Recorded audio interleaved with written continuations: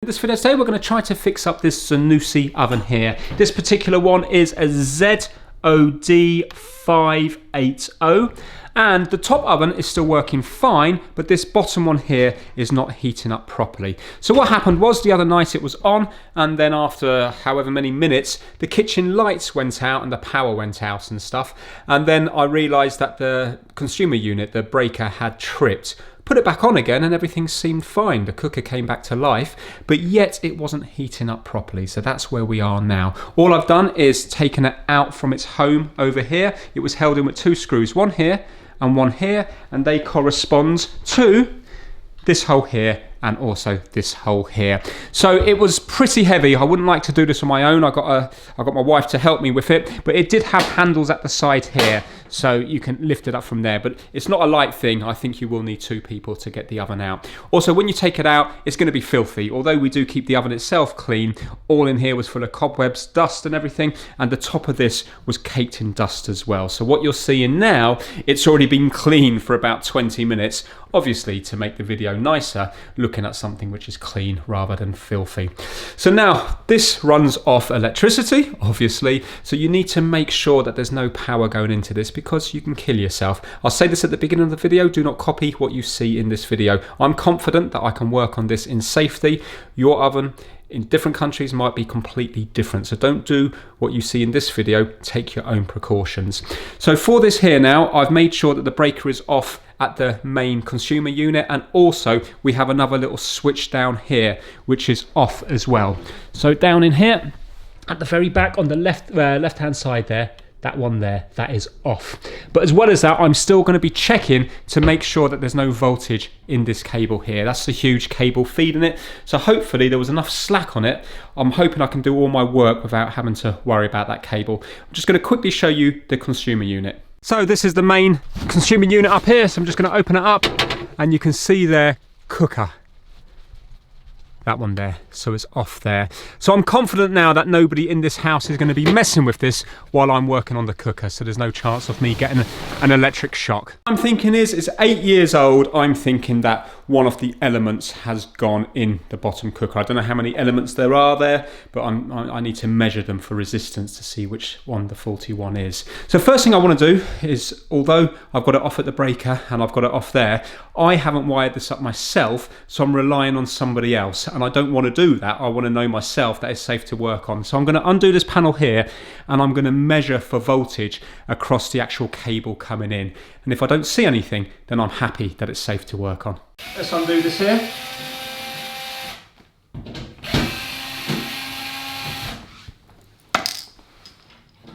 So I'm going to be putting my meter to volts AC. This is the AC symbol, this one here.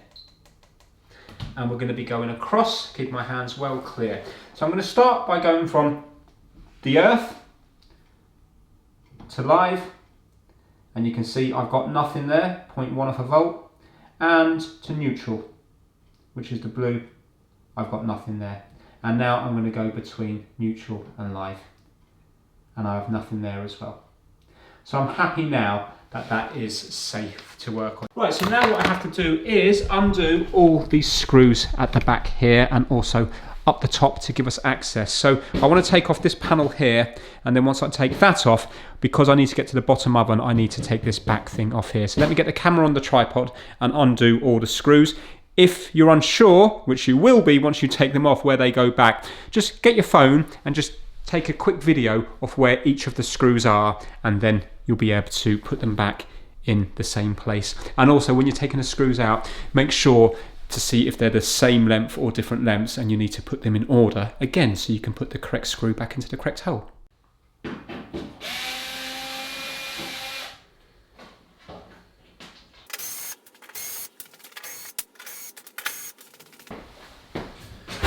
Hopefully that section will lift off now, which it will. Right, so now we need to undo all these screws down here. Looking at it in here, you can see it's got all that horrible insulation stuff, and that stuff really makes me itch. So in this instance, I am actually going to wear some gloves. Now, I forgot to mention, although this is a Zannussi oven, same thing applies to a lot of other ovens as well. So the testing and stuff you see in this video will also apply to other ovens.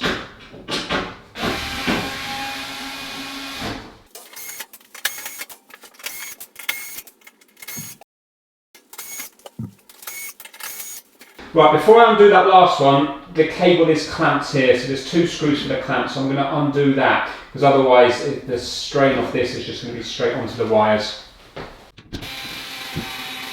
Now so far the screws have all been the same apart from these long ones here.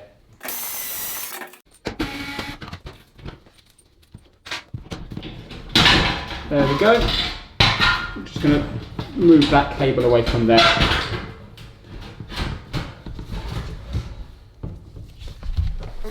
Okay, now we have access into the back of it. So let's have a good nosy round and see what we can see. Now remember, we're not interested in the top oven. So that's going to be the element for the top oven there. That's going to be the light for the top oven. So we have an element here. This is going to be for the top oven again. Right, so this is the element here for the bottom oven. And also, can you see down the very bottom as well? We have 2 wires there. So I think that might be, that's a light here. Have we got any other? Okay, well hold on, we got another 2 here as well, haven't we? So maybe the bottom oven has 3 elements. Maybe it's got one at the top. The top will be for the grill as well, and one at the back maybe, and then one at the bottom. So let's get the multimeter now and let's measure resistance across here and see if we have an open circuit, because this is going to be similar like a kettle element, you know, to heat up the water in the kettle, and electricity has to flow through it just like a light bulb. Yeah, so with a light bulb it gives off light, it also gives off a bit of heat as well, where this is just purely giving off heat. And once the element in your light bulb breaks, you no longer have light. Well, it's the same here. Once the element breaks, you no longer have heat, and they do just burn out. It's not through any mistreatment or anything like that. Everything's only got a certain life. After 8 years of being on for many, many hours, you would expect them to burn out. And what I'm going to do is I'm just going to go to the ohms test, the resistance test, this one here. Because if I was to go to the continuity test, which is the one that actually makes the sound when you hit it together, it can be a little bit misleading sometimes, because on, I don't know about this multimeter, but on my other multimeter, it only makes the noise when it's 50 ohms or less. And I don't know what resistance I'm looking at here. So basically, I'm just going to put it on this one here. And when I have a full short, you can see it's going to be reading, well, less than 1 ohm. And when we've got nothing, it's OL. So what we want to find is that hopefully one of these will have OL, and then we know that that's the faulty element. Right, so the top element is fine. Now let's try this element here. And then at the end, I'm going to take the leads off just to make sure. There we go, look at that, that's good news. You can see that that's no different whether I've got it on or off. So that is our faulty element, but I will double check by pulling the wires off. Can you see there on the meter, it's not doing anything different. Brilliant, okay. Now let's do the very bottom one, which is down here. Now I'm going to go there and there. And there you go, 51 ohms. So we now know 100% that this one here is faulty. So what I'm going to do now is I'm going to unplug the wires. Now it shouldn't make a difference which way they go on, but because I'm not 100% sure about that, I am actually going to label them up. So I'm only going to label one of them. I'm going to put a bit of masking tape around it and call it left. And then I know that's the left terminal. So obviously the other one has to be the right. So we've got L for left. There we go. Now I can take that one off there. Right, let's double check now that we still have nothing on that one there. Ohms.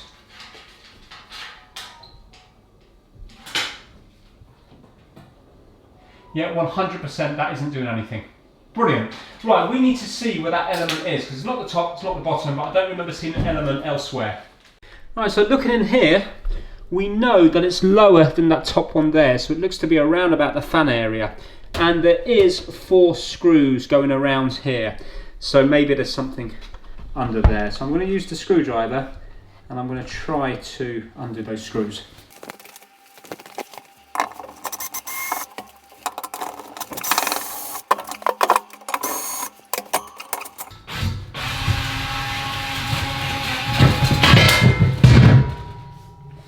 Right, okay, what have we got? Yeah, there we have it. There's the element there, this one here. So obviously that's failed. So let's undo, it looks like there's 2 screws, one here and one here. Let's undo that, hopefully that will pull straight out. We can get the markings off it, and I'm hoping we can order one up, and fingers crossed it won't be too expensive.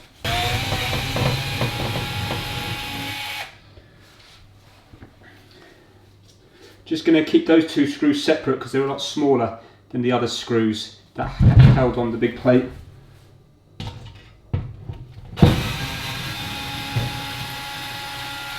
Well, they came out surprisingly easy considering that they've been heated up and caked in stuff for the last 8 years.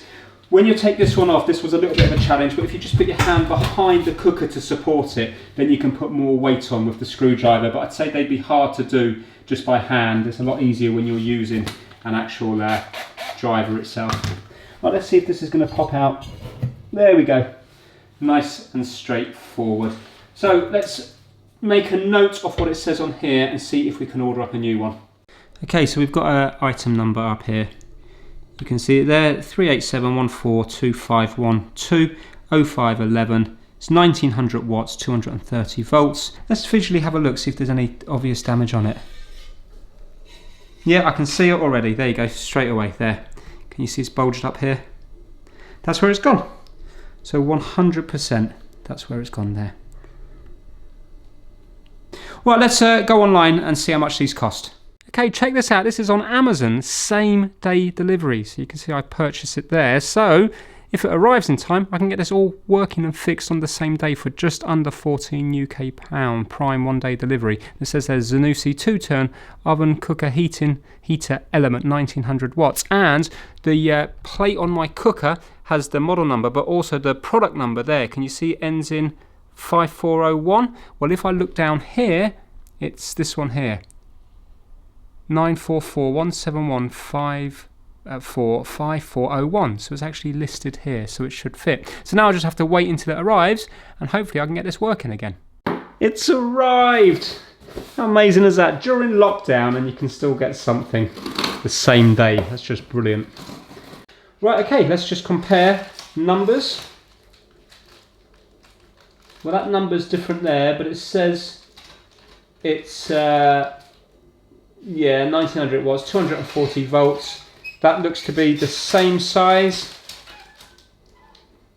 and yeah, I'm thinking it's not an original part. But you know, a lot of these manufacturers, they swap parts around anyway. Yeah, I'm happy with that. Even stuff like that doesn't look quite as nice. You see the way it's kind of bent in and stuff. It doesn't look as well made, does it, when you look at the new one?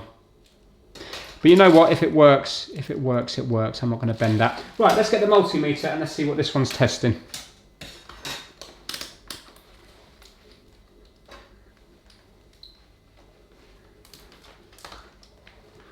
So you can see on the old one that it's open. And the new one, it's testing 29 ohms. There you go. Yep, right, let's get this fitted. Right, hopefully the screw holes will line up. I think they will.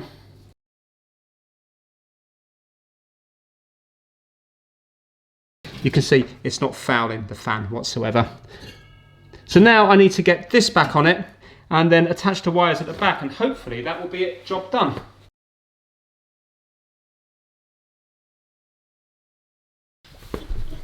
Okay, that's back on now. I just want to see if the fan's still spinning. Yes, it is. Remember I said that the damage was here on the old one? Well, it could be that, but I think it's more likely to be that. Look how big that is there. It's really blown out.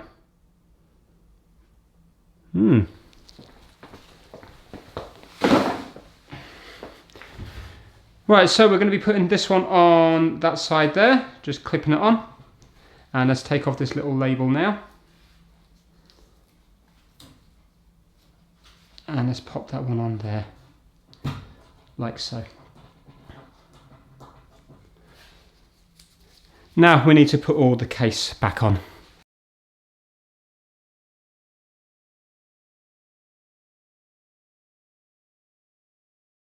So that's it all back together now. I now need to put it back into its home, and then we have to turn on the breaker and the switch. Hopefully this cooker will be working again. It's back in its home now. I do need to screw it in, I'll show you that in a minute. But what I would have done differently if I do that again is, because there's like a white tiled floor here, it has left quite a few scratches on it. But it's only kind of like metal scratches, so I'm pretty sure that will come out.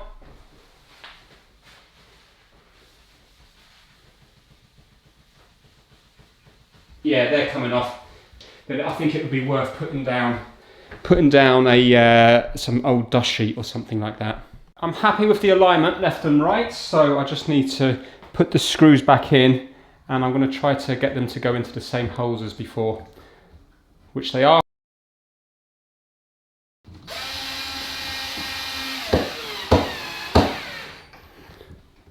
There we go. Right, ready for the big turn on. Yes, okay, right, we've got power here now. Let's not worry about that at the moment. Let's put it onto oven.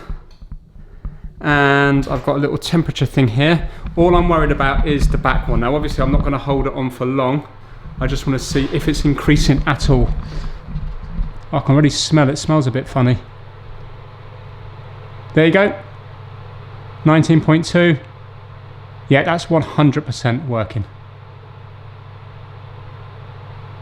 Right, let me put it to a temperature and then see if the light goes off. So normally around 200 there. I can smell it, so it's going to be burning off all the horrible coating that's on it.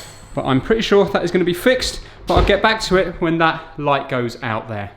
So there we go, you can see the light has now gone off. So it has reached the temperature and I can feel the heat coming from it there now. So excellent, a nice simple fix, and in this instance quite a cheap one as well. So if you enjoyed this video, please give it a thumbs up and think about subscribing for more weird and wonderful videos. Take care everyone, bye now.